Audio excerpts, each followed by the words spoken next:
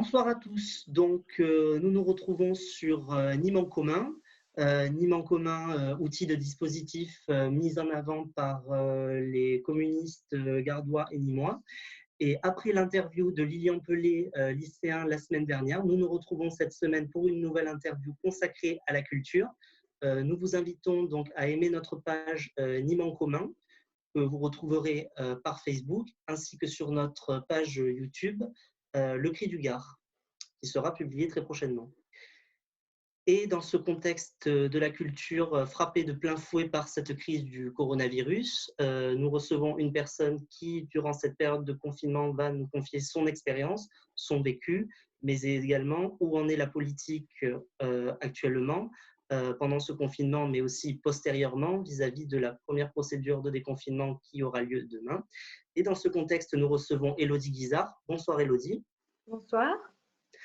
Alors, Élodie, tu es dans la culture, donc tu es comédienne, artiste, non, interprète, si je ne me trompe pas, Oui. interprète, Auteur, metteur en autrice scène aussi. également, et tu es également militante au syndicat CGT des artistes. Et OSF, pas plus exactement. Syndicat français des artistes interprètes, qui est une branche de la CGT. tout à fait, branche de la CGT, tout à fait. Et tu es également militante au Parti communiste. Et au long de cette interview, j'aurai également le plaisir d'être accompagnée par Inès, qui Bonjour. va nous poser les diverses questions lesquelles nous allons te poser. Inès. Donc, Élodie, on souhaitait te poser quelques questions. Et premièrement, est-ce que tu peux nous dire ce qu'a fait le gouvernement dernièrement concernant la culture? Alors, c'est concernant l'art et la culture, je tenais à le repréciser, c'est une notion importante parce que ce sont deux choses qui vont ensemble, mais qui sont quand même distinctes parfois dans le fonctionnement interne en tout cas. Qu'est-ce que le gouvernement a fait pour la culture? Si je reviens un peu dans le passé, donc c'est-à-dire avant le confinement et sur les mois ou les années qui ont précédé, il a cassé le service public de la culture. Il a conduit à une paupérisation et une privatisation de la culture. Donc la situation dans laquelle on était avant le confinement était déjà pas brillante. Les réductions des budgets sur la culture étaient assez importantes. Donc déjà la situation n'était pas brillante euh, au niveau culturel, que ce soit au niveau du spectacle vivant, au niveau des auteurs, des plasticiens, n'en parlons pas. Voilà, il y avait comment dire, il y a des choses à dire là-dessus. Mais bon, voilà. Ensuite, qu'est-ce qu'il présente là pour la culture? Si je reprends les termes de notre président et de son allocution qu'il a fait le 6 mai, on peut dire que c'est un effet d'annonce. Comme dit, il parle d'utopie concrète. Effectivement, je ne sais pas ce que recouvre exactement ce terme, mais on est sur quelque chose qui est juste un effet d'annonce. Il a annoncé une année blanche sur les intermittents. J'expliquerai après en quoi ça consiste. Il nous a demandé de nous réinventer, mais dans le fond, il n'a pas vraiment parlé de ce qu'ils allaient faire, des outils qu'ils allaient mettre en place concrètement pour aider la culture. Ça, c'est quand même la première chose. C'est-à-dire qu'il a annoncé cette année blanche, il a annoncé 2-3 petites choses au niveau du cinéma, au niveau de la musique, etc. Mais dans le fond, dans l'application concrète, il n'a pas donné de précision. Donc pour l'instant, on est toujours dans l'attente parce que la mise en application, alors je prends l'exemple du spectacle vivant parce que c'est ce que je connais le mieux.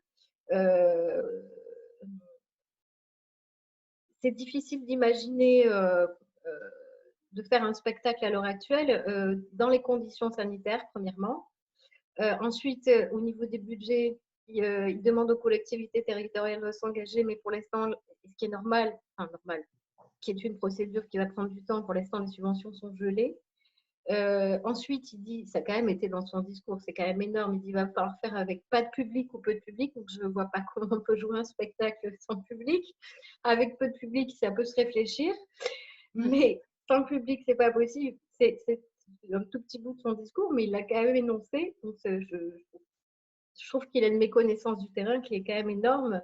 Voilà, parce qu'il a lancé des choses, mais dans la mise en application, il manque tellement de précision.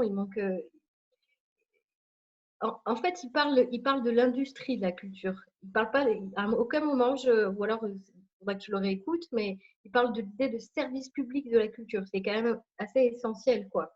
Donc, pour l'instant, les mesures vont en particulier aider plutôt l'audiovisuel et le cinéma. Sur le spectacle vivant, il y a encore beaucoup de choses à voir et à faire, et on manque de réponses concrètes. Voilà. Je ne sais pas comment je peux dire les choses autrement, mais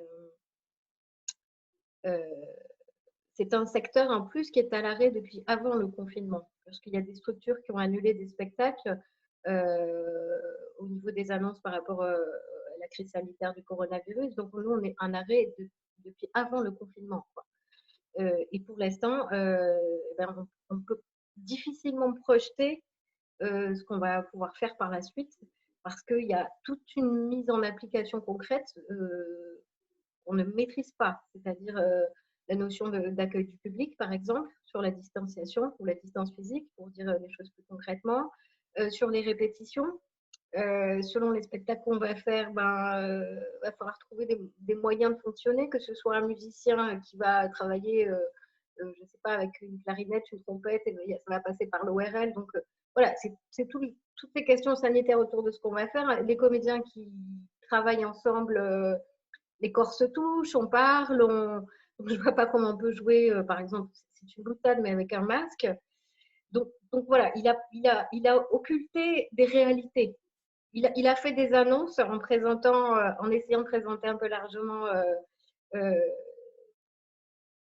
les corps de métier qui composent la culture. Il en a oublié au passage, parce que par exemple, la situation des auteurs, des plasticiens, des photographes, il a un petit peu parlé de ce qui allait se passer pour eux, mais très très peu. Ce sont quand même des gens qui sont dans une situation au niveau financier qui est catastrophique. Donc voilà, on attend des réponses, on est vigilant. Il nous a entendus, mais je ne sais pas s'il nous a écoutés, très très très franchement. Ensuite, il a oublié de parler d'une chose très importante, c'est de tous les métiers autour de la culture et tous les précaires. C'est-à-dire que dans la culture, par exemple, si vous organisez un festival, tous les gens qui font la cuisine, qui s'occupent du nettoyage, enfin, tous les gens qui accompagnent l'organisation logistique d'un festival sont des gens qui sont aussi sous forme de contrat court et dans la précarité. Ces gens-là, il ne les a pas nommés, il n'en a absolument pas parlé. Et nous, on est solidaires de ces gens-là. C'est-à-dire qu'on travaille avec eux. Et ces projets, ces festivals, ces spectacles, ces choses-là se font avec ces métiers-là. Et ça, par contre, il n'y a pas eu un mot là-dessus, quoi. Et ça, on n'est pas d'accord, puisque ce sont aussi des métiers relativement précaires avec des contrats courts qui fonctionnent de la même manière que nous, quoi. Voilà pour répondre largement, je dis bien largement, à la première question. Merci. Merci à toi. Tu as peut-être également donné un élément de réponse dans la première question, mais c'était pour te la poser plus ouvertement. Est-ce que tu penses que la culture est politique? Oui, bien sûr qu'elle est politique, parce qu'elle s'inscrit dans une conception de la société, quoi. C'est-à-dire que les artistes ne sont pas détachés de la société et ils sont au cœur de la vie de la cité, sont au cœur de la vie sociale. Plusieurs raisons, parce qu'on crée du lien. Il a par exemple encouragé les artistes à aller dans les écoles, etc. Bon, ça, j'en parlerai après aussi. Donc oui, la culture est une question éminemment politique, puisque si on la conçoit comme un service public, ça veut dire qu'on s'interroge sur une notion de politique culturelle, donc pas sur une notion non seulement de privatisation des rentabilités, mais aussi et pas des budgets qui sont que au coup par coup et au projet, mais qui sont sur une pérennisation. C'est-à-dire que si on veut structurer une ville avec des projets culturels, qui soient en théâtre, qui soient dans le domaine des beaux-arts, qui soient dans d'autres domaines, il faut bien concevoir de façon politique la gestion de la culture, et pas seulement la gestion, la conception de ce qu'on veut pour un territoire et par rapport à la culture, au lien qu'ont les artistes avec les habitants d'une ville ou d'un territoire, quoi. Donc oui, c'est une question éminemment politique, forcément, enfin pour moi en tout cas. D'accord, très bien. Est-ce que tu peux nous en dire un petit peu plus aujourd'hui sur, même s'il y a déjà eu un petit élément qui a été répondu lors de la première question, sur la situation des intermittents du spectacle aujourd'hui et ce qu'il en est de leur rémunération? Alors la situation des intermittents, elle est catastrophique. Comme j'ai dit tout à l'heure, on est en arrêt depuis un petit peu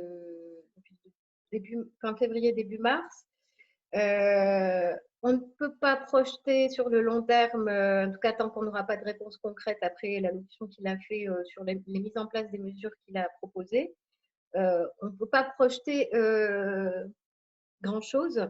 On peut réfléchir à de nouvelles formes et de nouvelles relations publiques, mais notre situation est catastrophique parce que pour l'instant, on ne peut pas travailler. Donc, ça veut dire qu'on ne peut pas, comme on dit, cumuler des heures, faire des cachets, et on ne peut pas projeter la création d'un spectacle, quelle qu'en soit la forme, que ce soit de la danse, du théâtre, de la musique, pour l'instant, puisqu'en plus, les questions sanitaires ne sont pas totalement réglées. C'est-à-dire que pour accueillir les gens dans un lieu, il va falloir régler tout un tas d'éléments, ce que je disais tout à l'heure, la relation au public entre eux, la distanciation, etc.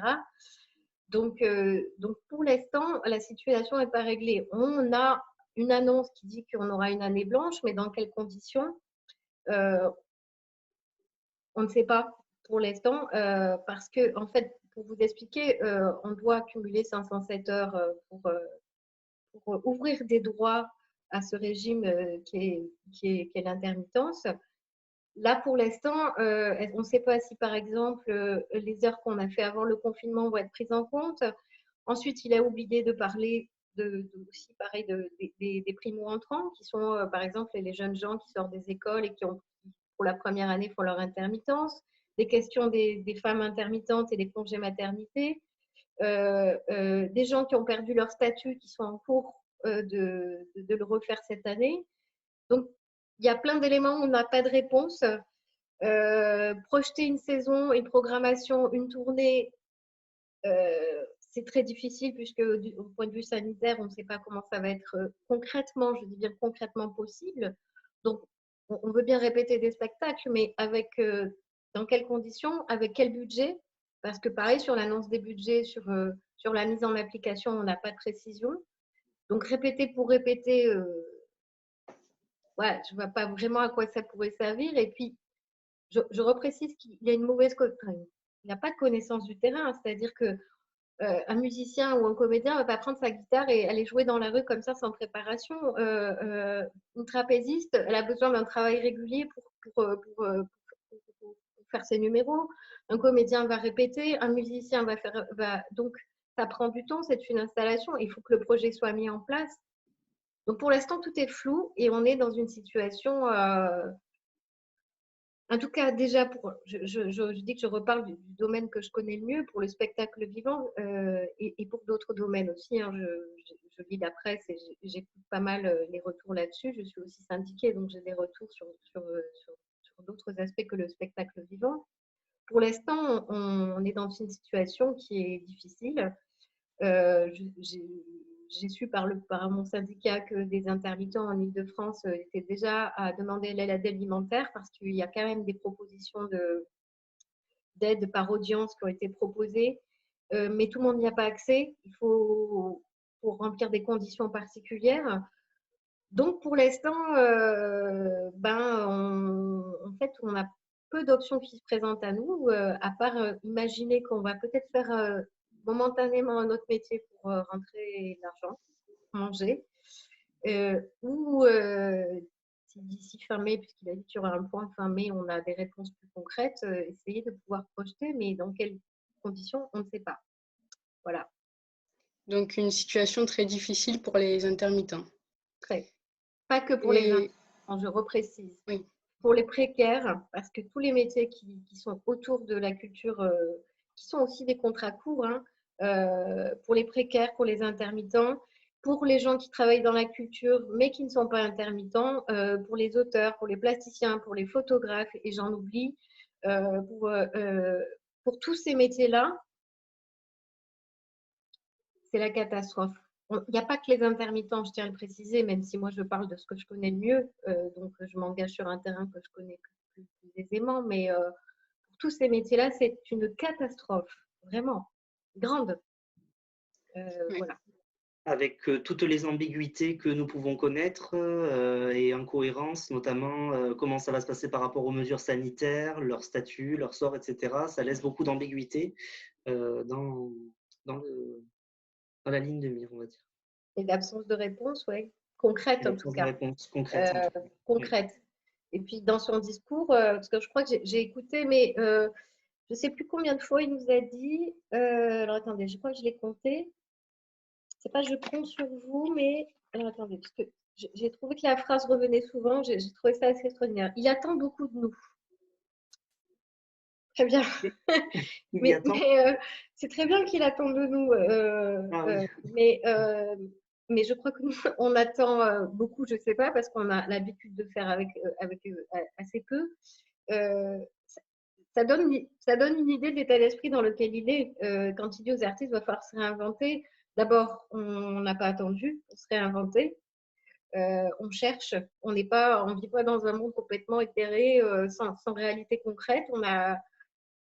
En dehors de notre création, on observe le monde, on a une réflexion, une observation, on essaie de s'inscrire dedans, et puis on vit comme les autres. On ne vit pas d'amour et d'eau fraîche, donc on a besoin de penser nos métiers, mais de penser aussi comment on vit nos métiers. Je précise bien, nos métiers, quoi. Donc oui, on va se réinventer. De toute façon, nous n'avons pas le choix. Mais dans quel sens et dans quelle direction, pour l'instant, on réfléchit. Et Macron a aussi demandé aux intermittents d'intervenir dans les écoles, mais quelle est la place de la culture dans les lieux d'enseignement? Alors, encore une fois, c'est mal nous connaître. Ça fait des années que les artistes interviennent dans le milieu scolaire. La place de la culture dans l'enseignement, elle est primordiale, elle est importante, quoi. Il y a un travail d'éducation populaire, il y a un travail d'inscription de lien à la société, d'éveil à la création, d'éveil à la culture. Et donc, ça fait longtemps qu'on intervient dans les primaires, collèges, lycées, etc., avec de moins en moins de budget, qui sont de plus en plus réduits au fur et à mesure des années. Et là, concrètement, alors que la rentrée est déjà très complexe pour les enseignants, pour la mise en place de l'accueil des enfants, etc., pour les parents, donc c'est déjà anxiogène pour tout le monde, on demanderait aux artistes de se rajouter en plus là-dessus. Sur la mise en application, encore une fois, je pense que ça pose de réels problèmes, quoi. Je pense que les artistes seraient prêts à y aller, mais avec quel budget, dans quelles conditions, et sur l'organisation sanitaire. Quand je parle avec des enseignants ou que je vois les articles de presse et que je vois la mise en application concrète de la rentrée, là, par rapport aux élèves et aux enseignants, c'est déjà le chaos. Comment nous, on peut rajouter une situation chaotique, quoi, et dans des conditions sanitaires qui ne sont absolument pas réglées, quoi. Ça semble compliqué, oui. Très complexe. C'est plus que compliqué. Pour l'instant, enfin, à moins qu'on trouve des solutions miracles et qu'on ait le temps de les faire, mais puisqu'il nous demande ça dans son discours, il parle bien de l'instant présent, hein, c'est-à-dire de l'été. D'abord, il ne faudrait pas qu'il oublie à quelle date s'arrête l'école, au passage. Et puis, comment ça peut se faire? Ils ont déjà du mal. Les enseignants ont déjà du mal à organiser ça parce que c'est complexe, on ne leur a pas donné les outils. Et puis que c'est bon, voilà, on ne va pas reparler de ça, mais les conditions sanitaires ne sont pas réunies pour que ce soit fasse dans des conditions normales. Donc,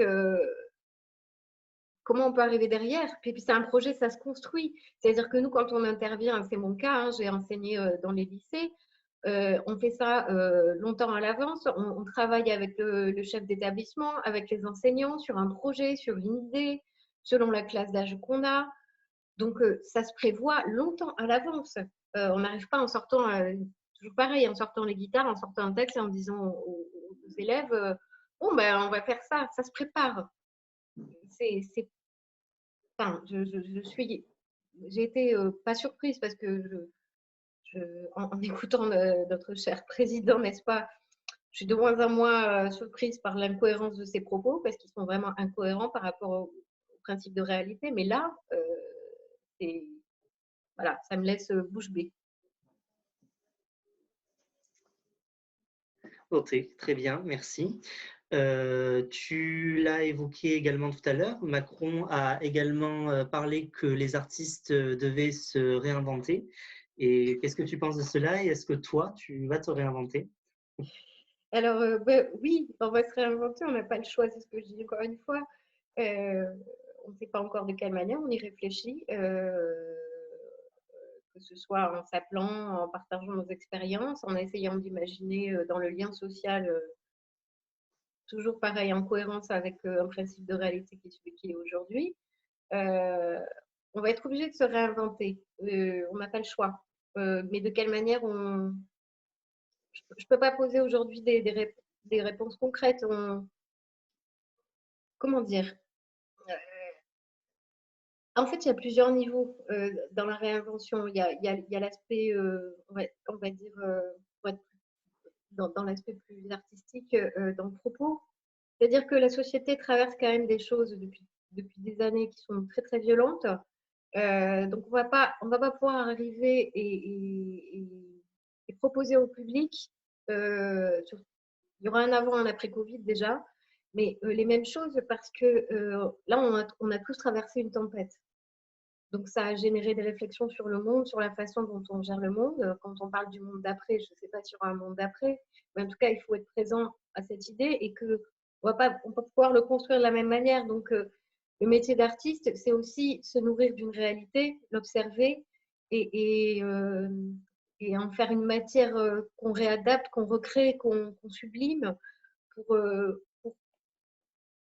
pour parler de ce monde-là, pour en faire, ça dépend des conditions, mais pour projeter un miroir de ce que vit, de ce que vivent les êtres humains et la société. Donc oui, on va être obligé de se réinventer donc, à tous les niveaux, mais même dans la structuration, donc du coup, dans l'organisation de nos métiers, dans la diffusion de la culture, dans le rapport au territoire. On n'aura pas le choix. Et comment moi je vais me réinventer, c'est une bonne question. Je travaille, voilà, je travaille sur des idées de projets, mais sachant pas la mise en application que je pourrais en faire, pour l'instant, c'est un peu en suspens. Je travaille sur des idées de livres audio, des choses comme ça, mais ça, c'est l'aspect purement alimentaire. Sur la construction de projets, voilà, j'en discute avec des amis comédiens, metteurs en scène, musiciens, mais la possible réinvention, ce sera peut-être parce que tant qu'on n'a pas de réponse, on a une urgence. Moi, on arrive à la fin du mois, si on peut pas travailler, il va bien falloir qu'on passe simplement à payer nos factures et à manger. Donc peut-être que là, momentanément, me réinventer, ça va être de me dire, bon, eh ben, il va falloir chercher un travail d'appoint en attendant de pouvoir faire autre chose. Parce que si on ne peut pas jouer, si on ne peut pas travailler, ça ne va pas arriver par miracle. Donc oui, elle est nécessaire, l'obligation de se réinventer. Tant qu'il n'y a pas de réponse concrète de propositions concrètes de la part de l'État, quoi. Bien sûr, voilà. Tout à fait. Assez complexe. Et au niveau plus local, tu as été candidate aux élections municipales avec la liste Nîmes Citoyenne à gauche. Quelle idée de la culture a défendu ta liste? L'idée du service public de la culture. Je pense qu'on a tous réfléchi à ça et inscrit la culture dans un lien étroit avec les habitants de la ville. On on a réfléchi à la place de l'artiste et qui est effectivement en lien avec toutes les populations de tous les quartiers de la ville, donc sous des formes différentes. Enfin, ça, c'était avant le Covid, mais il y aura des choses qui vont être remises en question et d'autre part. Mais sur la mise en application, c'est toujours pareil, on va être humble par rapport à ce qu'on va pouvoir en faire. Euh, euh, Par exemple, sur l'accès excusez-moi, l'abonnement à la bibliothèque, sur la gratuité de certaines choses, donc l'accessibilité plus simple pour la population, certaines catégories de population. Euh, on a réfléchi aussi à l'avenir du conservatoire. Pour les étudiants des beaux-arts, à l'idée d'une structuration à leur sortie d'école pour qu'ils puissent travailler et être en professionnalisation et pas se retrouver après leur diplôme sans savoir où ils vont. Donc voilà, il y a plusieurs projets qui étaient déjà en réflexion et en place. Après, je pense que on est tous là face à cette crise sanitaire avec des questionnements purement pratiques qu'il va falloir bouger. Mais en tout cas, je pense qu'effectivement, euh, c'est l'idée du service public qui est présente là, pour la liste, il me semble, en tout cas. Merci. Merci. Merci à vous.